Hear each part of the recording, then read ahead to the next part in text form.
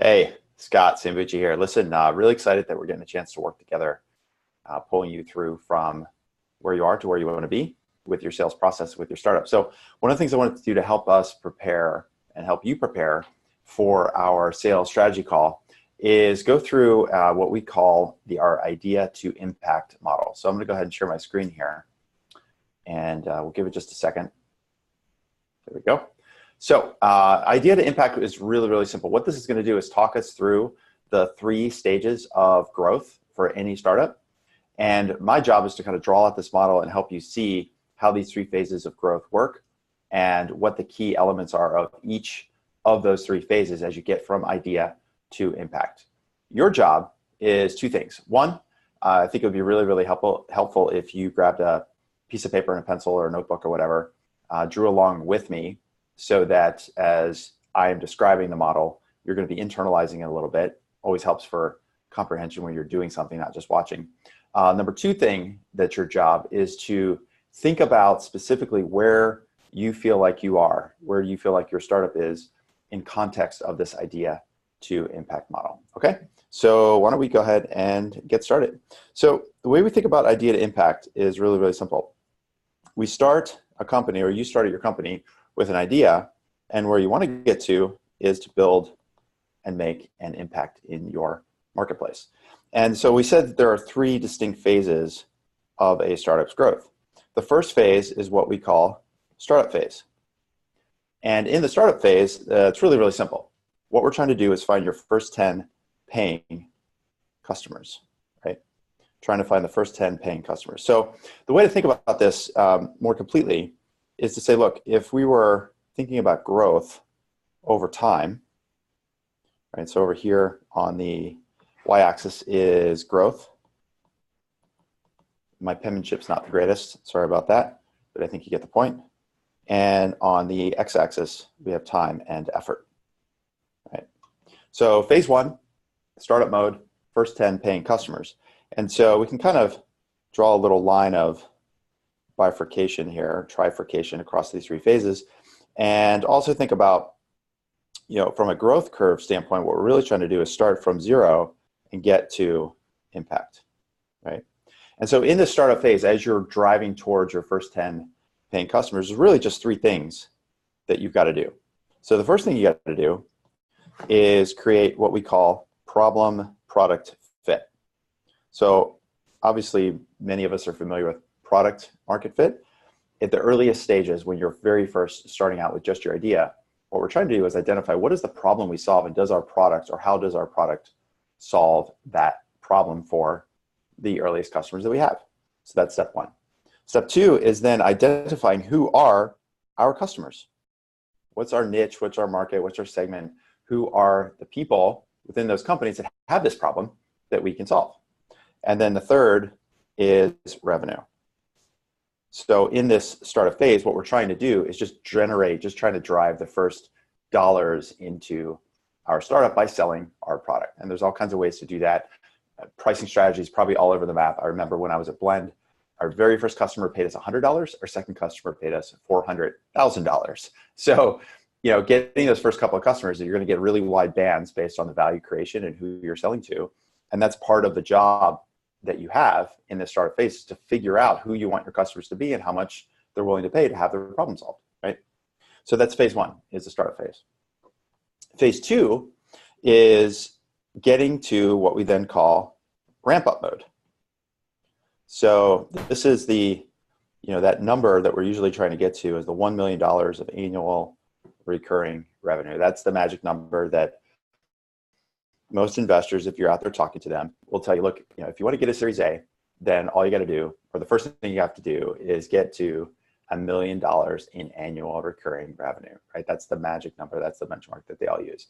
And it's not even so much that they care about the total dollar amount. It's the fact that when you're in startup phase, all you're trying to do is prove viability. When you get to the ramp-up mode, what you're trying to prove, what you're trying to develop, is what we call repeatability, right? And that's what the investors are looking for. They're looking for a process in place, a blueprint, a map, some kind of system that allows them to know that, hey, if I put money into this company, these systems will help grow the company. So in this repeatability phase, there's really three things that you're focused on. So number one, that's all about your prospecting and building out what we call your prospecting plan of action. What are the 2 or 3 or 4 key elements of your prospecting where you're going to go out and generate qualified leads for your sales funnel, pull people into the top of your sales funnel? That needs to be repeatable. That needs to be predictable. Because in the earliest stage, when you first start out in startup, usually those first 10 customers are going to come from investors, introductions, personal network, early adopters, the innovators in the marketplace that went and sought you out. They saw you speak on stage at some conferences and said, oh, I would love to talk with you. And the problem is so big, and the people you're working with are the types of people that are willing to take a risk on a startup because the problem is so huge, right? Once you get into the ramp up phase, you can't just rely on your network to help you grow to the $1 million threshold, right? Instead, you need to have some predictability, you need to have some repeatability, and that's why we call it a prospecting plan of action, right? The second thing we need to do is build out your sales pipeline, right? That means having deals in the pipeline. Some are early stage, some are mid stage, some are late stage. And again, from a repeatability standpoint, we should have some patterns that, hey, after we qualify a sales lead, what are the steps that we know we need to take with our target customers? What's our selling process? So we're not at the mercy of the buyer's process for buying, right? So again, some repeatability so we can look at our pipeline with some predictability, some repeatability to know, okay, these are the deals that are going to close in the next month or two. These are the ones that are going to close by the end of the year. And these are the ones we're developing now. So when the calendar turns, we'll be in prime position for next year. And then the third piece is your paying customers.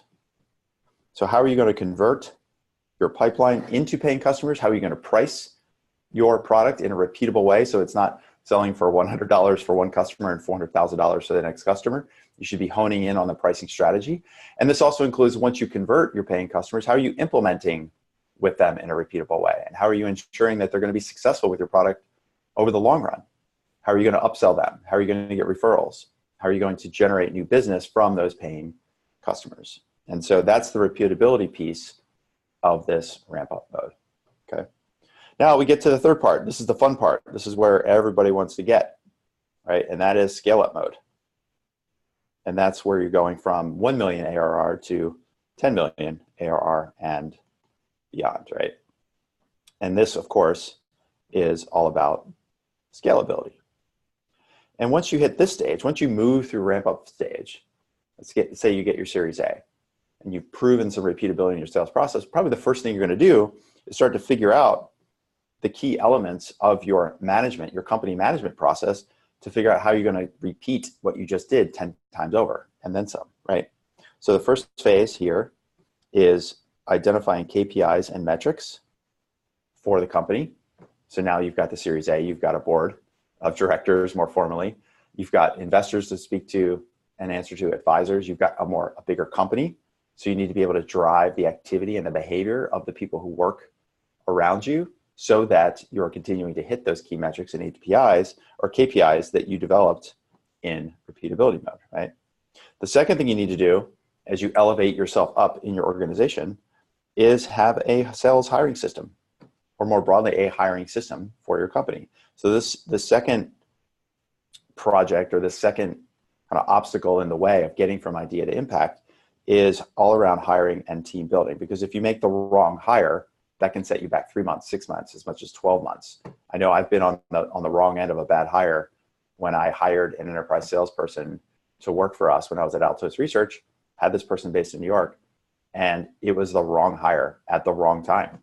And what that cost us was at least 6 months of time and probably $2 to $3 million. So it was a big mistake and something that I've learned from. And since then have developed a sales hiring system that we've installed with our clients. And that's what you need to have, is some repeatability and scalability in your hiring systems. And then finally, the third piece here is all about company management. So how are you going about managing, calibrating, teaching, promoting, fixing the people that work below you and work around you to make sure that you're managing them on a daily, weekly, monthly, quarterly, annual basis? And so you can think of these 3 steps the 3 stages: startup, ramp up, scale up, and break those down into 3 distinct steps on this path from idea down here to where you get impact. So if you've been drawing along, you probably have been thinking to yourself that there are probably some key areas along this curve where you're feeling like you're struggling. If you're earlier stage and you're just getting out and selling, you're probably struggling with things like, what is ultimately, how do we define the problem? Who are going to be our target customers? How are we going to generate the first couple dollars in revenue, right? If you have been selling and now your number one goal for your company, your number one objective over the next 12 months, 6 to 12 months, or 12 to 18 months is about getting to that $1 million threshold, then this is the piece that you're probably looking at and say, yes, those are the things I've got to figure out. And finally, if you're at a place where you're past that $1 million, and we have some clients that are past Series A and now are truly in the scale-up mode, getting from 1 to 3, 3 to 6, 6 to $10 million in revenue in the next 12, 24, 36, 48 months, then these are probably the issues that you're dealing with, because you yourself, as the founder of the company, you're probably not the one that's doing most of the selling. You're probably still engaged with the sales process, especially with large clients, large customers. You're dropping yourself in as the expert, talking to executives across the table for you to get deals done and making sure that your biggest early customers stay happy and that you renew them and retain them and hopefully upsell them. But on a day-to-day basis, right, you're not picking up the phone and doing prospecting. Right? You're not standing every single day at a conference booth. Instead, you're at meetings, speaking with other executives from prospective customers, right? So this is what we call the idea to impact model, because we're taking this idea that you started with, one second, started here, and growing up the curve. Now, here's the challenge that you have and that you're probably feeling every single day. A couple challenges, actually. So one is, when you think about the amount of time and effort that goes into this startup mode, right? It's probably anywhere from 12 to 24 months. It can be even longer to get to product market fit, to the point where you feel comfortable ramping up your sales and repeatability in your sales process. David Cummings, who is a founder of Pardot, he wrote a post about product market fit taking as long as 48 months to get to product market fit, right? This time and effort that you're taking only leads to an incremental amount of growth, right? The second phase, the roughly the same amount of time, called 12 to 24 months. The good news is you put in, the same amount of time and effort, and you get roughly a little bit more output for what you put in. Now, finally, you get to the scale piece. This is why it's the fun part, is you're putting in roughly the same amount of time and effort and getting all kinds of growth up here, right? So you're getting a much bigger marginal gain for the same amount of time and effort. And that's because you have a team that's working for you. You've got systems in place that you can just manage those systems, manage those people, and they're going to execute for you on a 10x or better sort of basis, right? So the challenge that you have is this. When you get to, as you start moving up this curve, there are certain forces that are working against you, right? It's just like gravity. As you're pulling up into the stratosphere, you've got forces that are ultimately pulling against you. And so what we've identified is that there are basically four main forces that work against startups and work against startup founders. Let's draw these out for you.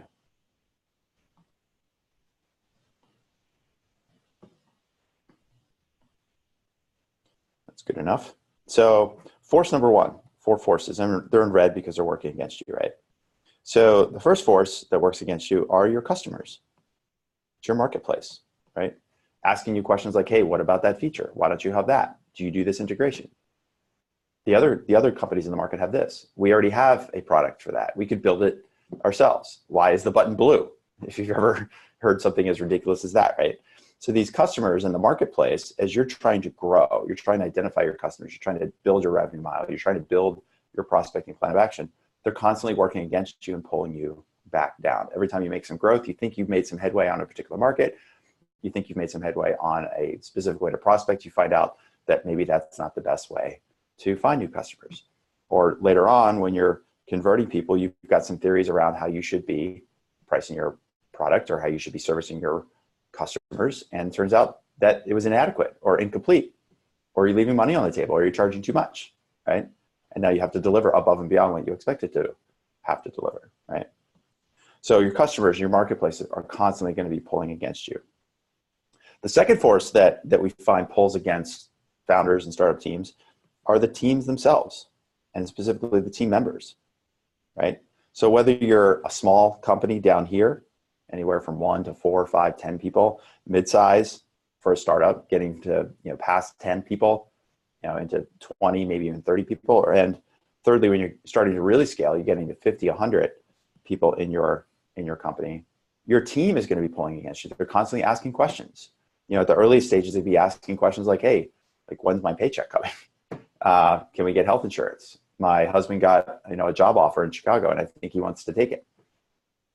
Are we on the right path? Why aren't we pivoting? Why did we pivot? Why aren't we charging more? Why are we charging at all?" Your team members are constantly questioning and wondering, like, is this the right place? And on the engineering, especially the engineering and technical side, that if you have really, really good talent, they're not telling you, but they're getting recruited by other companies, whether it's big companies like Facebook and Google that are looking for talent, or other startups that want to bring their expertise into their company, right? So you're feeling this pressure, you're feeling this force against you. The third place where you probably feel pressure are your investors, right? So whether you're the investors are angel stage or seed stage, or more broadly, more well-defined on the A round or beyond, right? Your investors are constantly questioning you. Why are you on the right track? Why aren't you hiring more? Why are you hiring so fast? Why aren't you charging more? Why are you charging so much? They're constantly pulling against you as you're trying to grow. And you have to answer those questions. You have to balance those relationships. And then the fourth force is yourself, right? And any kind of personal pressure. So like for me, when I've done 3 different startups, the first one that I did, it was easy, right? I was young, single, could move out to the West Coast, do my thing, spend as much time as I needed to spend in the office, no big deal. By the time I got to number 2 and number 3, number 2, I was married.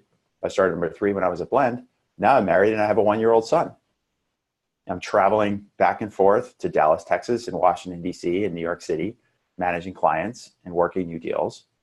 And the days and the weeks that I wasn't traveling, I was commuting 2.5 hours each way from Davis to San Francisco to get to the office and work there, right?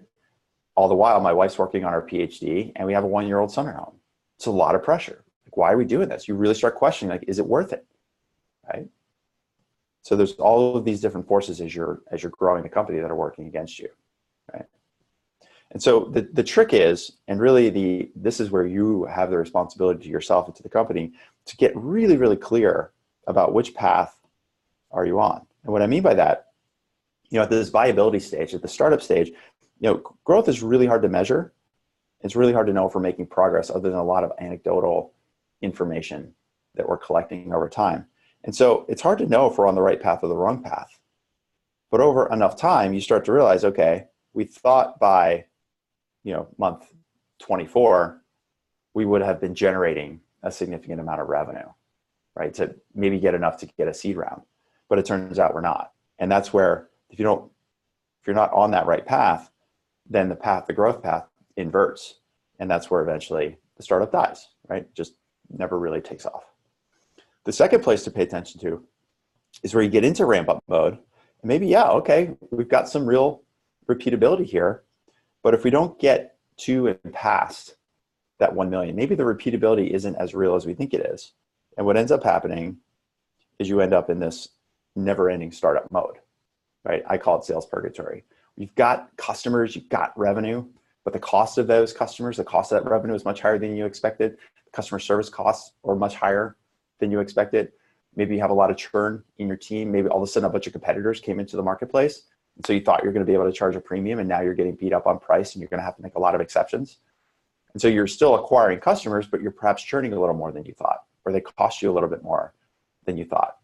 And the company becomes, in a lot of ways, viable here, we talk about, and there's some repeatability, but you can never get to the point of true scale, right? And that's where you end up in this leveling out phase, right? So it's really what I tell to founders all the time. It's your job to figure out, are we on the right path or are we on the wrong path? Because if we take this model out, right, and let's say we go 24, 36, 48 months, right, and you realize, man, we're here. We're kind of like you can't quite get out of never-ending startup mode. And you want to jump here. Or worse, you're here and you realize like, man, we only got a couple months to go before it's over. And you're trying to jump up to there. The amount of energy that it takes to grow that much quickly is really big, right? Look at the spaces here. Or it's even worse out here, right? Whereas if you make some adjustments now, if you're on the wrong path and you want to get on the right path, you're just starting to get on the wrong path. It's not like you thought you're in ramp up mode, but you're not quite there. There's only a little bit of change that needs to have happen for you to get back onto the right path. So if you see these differences in the amount of effort to jump from wrong path to right path, my question that I always ask founders is, how much longer do you want to wait before you make a change? Right? So that's a lot of the work that we do here and a lot of what we'll cover in the strategy session together to make sure, one, are you on the right path or the wrong path? If you are on the right path, how do we move this curve forward? Like if you're on the right path, how do we get it so it looks like this, right? Move the curve in. You're on the right path, cool, let's go faster.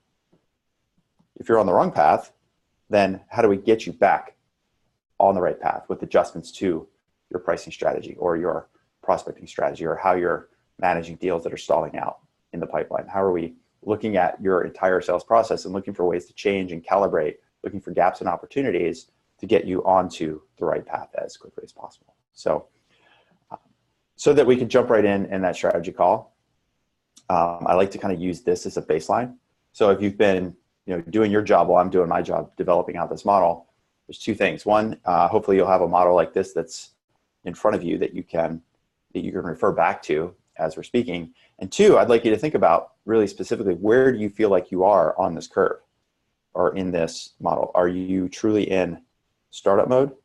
Are you, for example, maybe between startup mode and like, okay, yeah, we got some customers, we got some money coming in. It looks really clear that we're solving this problem. Maybe we're kind of like right in between.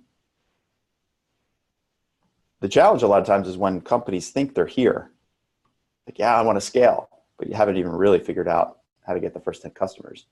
And that's when I see teams maybe hire salespeople before they've even built out a sales process of their own, or they're worried about raising a bunch of capital and talking to investors before they'd rather take an investor meeting before they take a customer meeting or a prospective customer meeting. So I like to draw out this model just so you get a sense and we're clear, level setting on where it is that you are and what you need over the next 12 to 24 months in order to make sure that you're on the right path from idea to impact. Okay? So if you got any questions between now and the time that we have that strategy session, obviously let me know. You're welcome to take a screenshot of this if you need to.